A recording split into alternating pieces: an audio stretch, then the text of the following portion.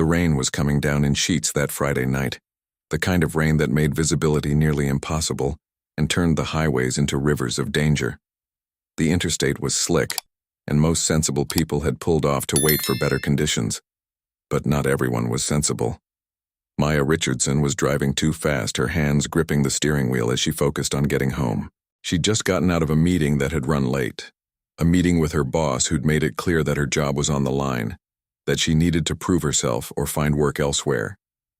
She was distracted by the conversation, by the implications, by the pressure that was building in her chest like a weight that wouldn't lift. She didn't see the truck until it was too late. It was a semi, a massive piece of machinery that was just trying to maintain control on the slick road. The driver wasn't doing anything wrong. He was being careful, moving slowly, trying to keep his rig steady. But Maya's car hydroplaned slightly as she switched lanes, and suddenly she was directly in the truck's path. The collision happened at the intersection of metal and physics in terrible luck. Maya's car crumpled like paper. The front end crushed, the side panels folded in on themselves.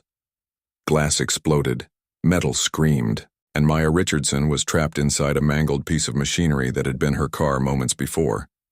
She was conscious through the impact, conscious through the moment when she understood that she was going to die. She was conscious through the pain that came next, a pain so intense that it seemed to erase everything else, every other thought, every other moment, leaving only the sensation of her body breaking. And then, through the rain and the darkness and the chaos, a figure emerged. The man on the motorcycle had been riding the opposite direction on the interstate when he saw the collision. He'd seen the truck hit the car, seen the explosion of impact, seen the debris scatter across the wet road. Without hesitation, without even thinking about his own safety, he'd pulled off the road and run toward the wreckage. His name was Marcus. He was 53 years old with gray streaking his dark hair, with hands that looked like they'd built things and torn things down in equal measure. He was wearing the cut of the Hell Angels Motorcycle Club, but right now, he wasn't a biker.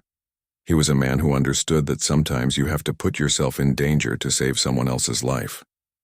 Marcus pulled open the driver's side door, which had been jammed shut by the impact.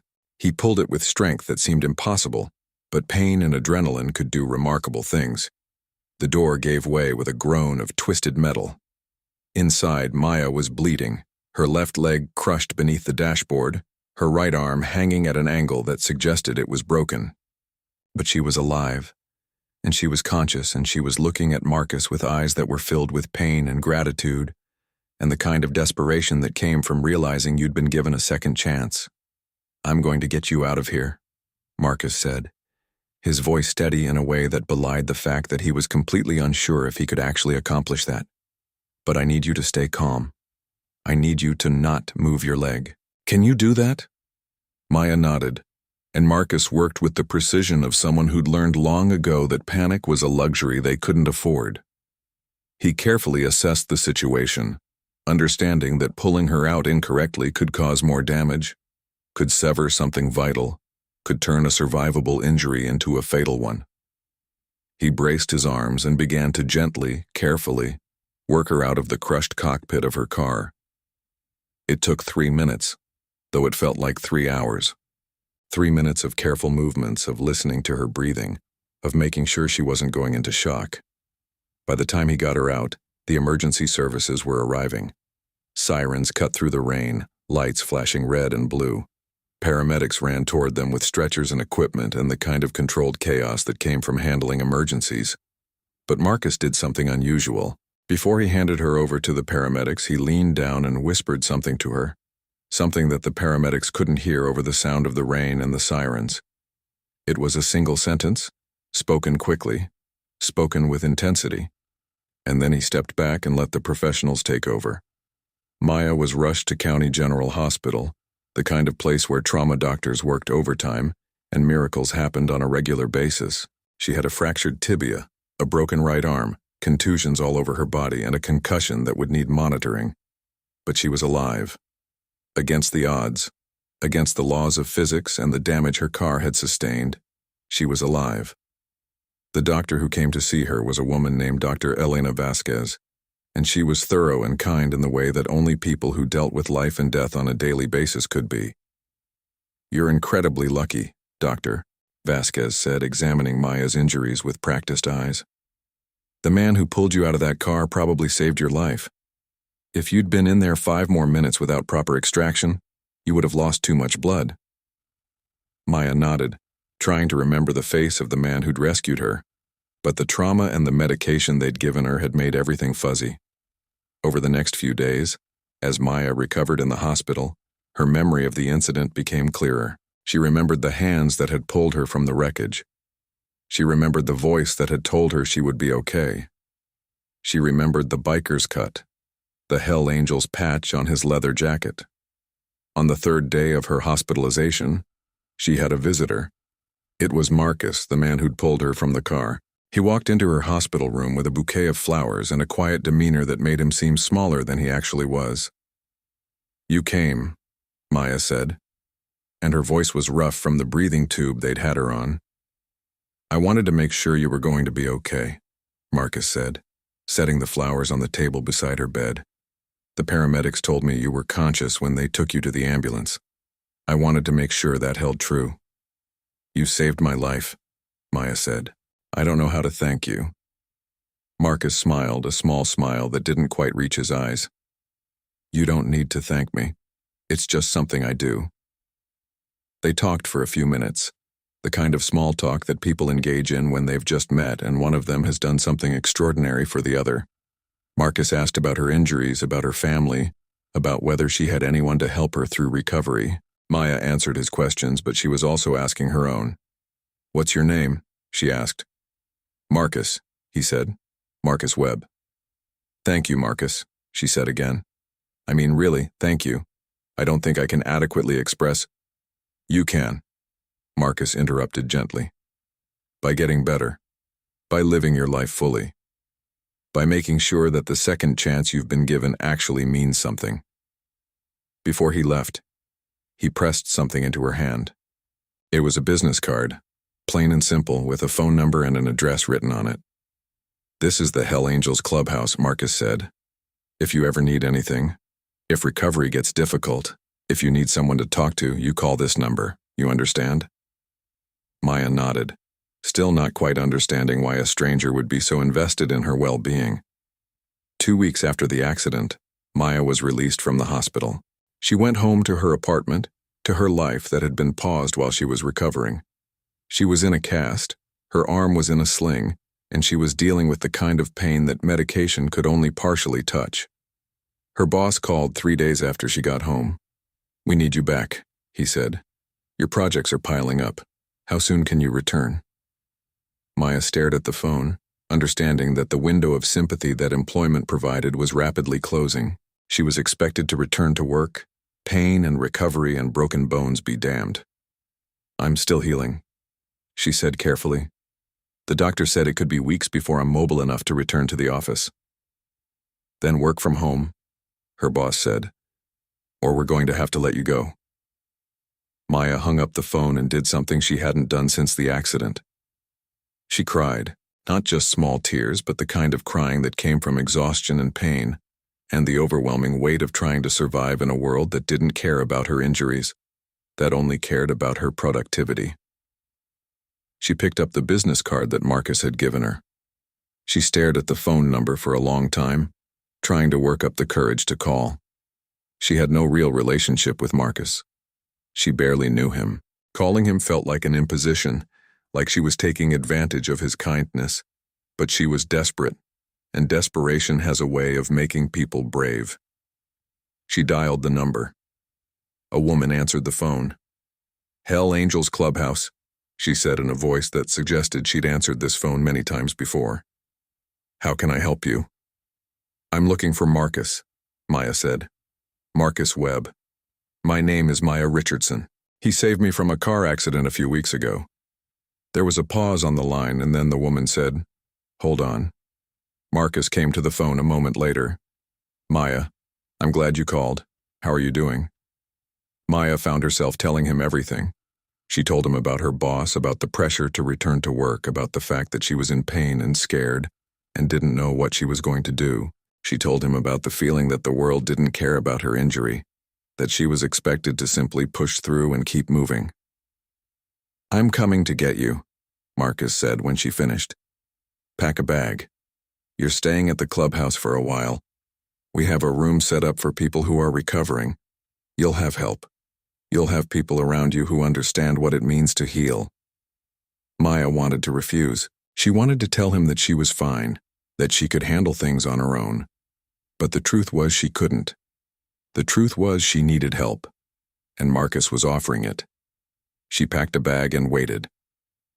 When Marcus arrived, he helped her into his truck, helped her get comfortable, and drove her to the Hell Angels clubhouse. The clubhouse was not what Maya had expected. It wasn't dark and dingy and filled with the kind of violence that the media suggested motorcycle clubs engaged in. It was clean, well-maintained, and filled with people who seemed to genuinely care about each other's well-being. Marcus showed her to a room and explained that the clubhouse had several guest rooms, usually used for members who were recovering from injuries or going through difficult times. The room was nice, with a comfortable bed and a window that looked out onto the backyard. "Rest," Marcus said. "Tomorrow we'll figure out a plan for your recovery and your work situation." That night, Maya slept better than she had in weeks. For the first time since the accident, she felt safe. For the first time, she felt like someone cared about her well-being more than they cared about her productivity. Over the next few weeks, Marcus became her primary caregiver. He helped her with physical therapy. He helped her manage her pain. He sat with her when the nightmares came, when she remembered the moment the truck hit her car, when she understood how close she'd come to dying. And slowly, over time, something shifted between them. What had started as gratitude became something deeper. Maya began to see Marcus not as her savior, but as a person who'd experienced his own trauma, his own pain, who'd learned to heal by helping others heal. One evening, as they sat on the porch of the clubhouse, Maya asked him the question she'd been wanting to ask since she arrived. "Why did you do this?" she asked. "Why did you save me? Why are you helping me recover? We didn't know each other. You had no obligation." Marcus was quiet for a long time, staring out at the sun setting over the property. "I had a daughter," he said finally. "She was in an accident when she was 24. A car accident similar to yours but worse, and a man pulled her out of that wreckage, a stranger, someone who risked his own life to save hers. And because of that man, my daughter lived." He paused, and Maya could see the emotion crossing his face, the weight of the memory settling on his shoulders. "I asked him why he'd done it. I asked him if he knew my daughter, if he had any connection to her. And he told me something that I've never forgotten. He said, 'I did it because I've learned that the only way to heal the pain in your own life is to help heal the pain in someone else's life. Your daughter is a stranger to me, but she's also my sister. She's my family. We're all family.'" Marcus looked at Maya directly. "That man changed my life. He changed my daughter's life. And when I saw you trapped in that car, I understood what he meant. You were my family. You were a stranger, but you were also someone who mattered, someone who deserved to live, someone who I could help." Maya felt tears running down her face. Did she recover?" "She did," Marcus said. "She's married now, 2 kids, works as a nurse. She spends her time helping other people heal because she understands what it means to be saved." Over the next month, Maya completed her physical therapy. Her arm healed, her leg healed, her concussion resolved, and slowly she became strong again. But she didn't go back to her old job. Instead, she quit. And then she did something that surprised everyone, including herself. She went back to school, she became certified as a physical therapy assistant, and she began volunteering at the Hell Angels clubhouse, helping other people who were recovering from injuries, helping other people who'd been broken by life and were trying to find their way back to wholeness. 3 months after she arrived at the clubhouse, Maya was working with another patient, a young man who'd been in a motorcycle accident and was struggling with the psychological trauma of nearly losing his life. She was helping him through physical therapy, talking him through the exercises, encouraging him when he wanted to quit. And she realized something. She realized that she was doing what Marcus had done for her. She was healing her own pain by helping heal someone else's pain. She was understanding what that stranger had told Marcus all those years ago. They were all family. Every single person who'd been broken by life, who'd been saved by someone else, who'd learned that community was stronger than isolation. One evening, as Maya was preparing to leave the clubhouse to go home, Marcus pulled her aside.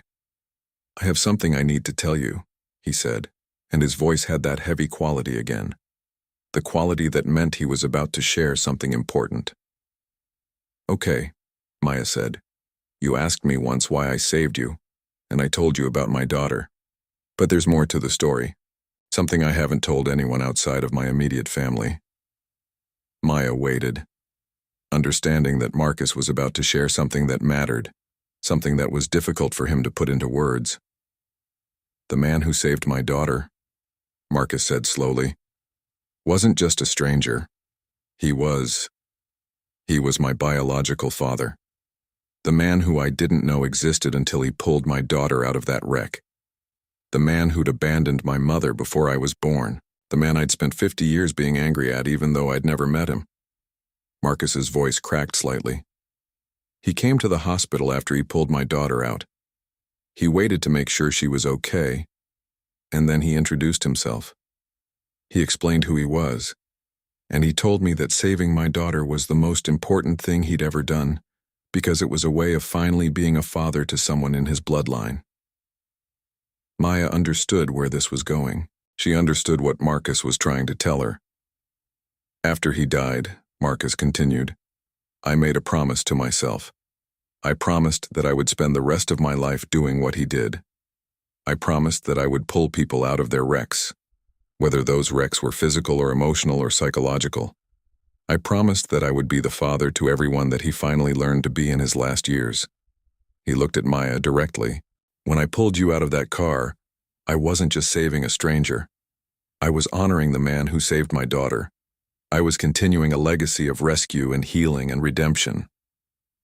Maya understood now why Marcus had invested so much in her recovery, why he'd offered her a place at the clubhouse, why he'd cared about her well-being so completely.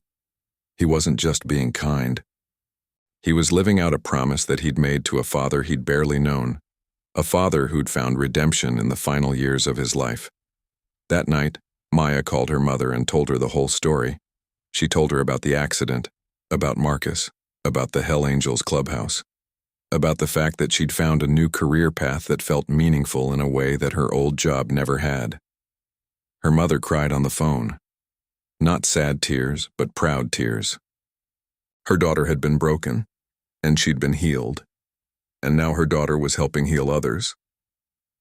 6 months after the accident, Maya stood in the hospital where she'd recovered. She was there volunteering, helping trauma patients who were struggling with the psychological aftermath of their injuries. She was there because she understood what they were going through. She was there because someone had pulled her out of her wreck and given her a second chance. And she was there because she understood now that rescue wasn't something that ended the moment you were pulled from danger. Rescue was a process. Rescue was learning to live again. Rescue was helping other people live again. Rescue was understanding that the person who saved you was carrying their own story, their own pain, their own need for redemption. Marcus came to the hospital to visit her at work. He brought flowers, the same kind he'd brought to her hospital room months before, and he sat in the waiting area while she finished her shift. When she was done, they went to get coffee, and Marcus told her something that only the medical staff at the hospital knew. "The truck driver who hit you," Marcus said carefully, "he was dealing with depression. He was suicidal when he got behind the wheel that day. He was trying to cause an accident, trying to end his life." Maya felt her stomach clench. If that were true, then her accident wasn't just bad luck. It was something darker. "He survived the accident," Marcus continued. "He went to prison for reckless endangerment, but while he was in prison, he got help. He got therapy. He understood why he was trying to destroy himself. And when he got out, he turned his life around. He's been sober for 2 years. He volunteers at a crisis hotline." Marcus paused. "The point is, Even in the darkness of that accident, even in the fact that someone was trying to destroy themselves and almost destroyed you in the process, redemption happened. The truck driver found a reason to live. You found a new purpose. I found a way to honor my father. He leaned forward. Everything that happened that night was terrible, but it also led to healing for multiple people. Sometimes our wrecks are the thing that saves other people's lives. Sometimes the accident that nearly kills us is the moment that changes everything. Maya understood what he was saying. She understood that her pain, as real and devastating as it was, had led to something good. It had led to her finding Marcus. It had led to her discovering a new career path. It had led to her helping other people heal. And maybe in some cosmic way, it had also led to the truck driver finding his own redemption, even though they'd never meet, even though they'd never speak. That quiet biker who'd pulled her from the wreck wasn't just saving her life that night. He was continuing a cycle of rescue and redemption that had begun with his father, a cycle that would continue through her as she helped other people heal. He was living out a legacy of compassion and second chances. And as Maya drove home that evening, following Marcus's truck, she understood something profound. She understood that we are all carrying secrets. We are all carrying pain from our past. We are all trying to heal ourselves by helping heal others. And sometimes the most powerful thing we can do is pull someone out of their wreck and whisper to them, the way Marcus had whispered to her all those months ago, a truth that would change their life forever. The secret that Marcus carried. The secret of his father's redemption, the secret of why he was so invested in saving strangers, that secret had reached the hospital in the form of healed trauma and transformed lives. That secret had rippled outward, touching everyone who'd watched Maya recover, who'd seen her become a volunteer, who'd understood that rescue was not the end of a story, but the beginning of a new one. And that secret, once revealed, stunned the whole hospital. Because they understood then what Marcus had known all along. They understood that compassion is not something that dies. They understood that redemption is possible at any age, in any circumstance. They understood that the most powerful legacy we can leave behind is the lives we help save.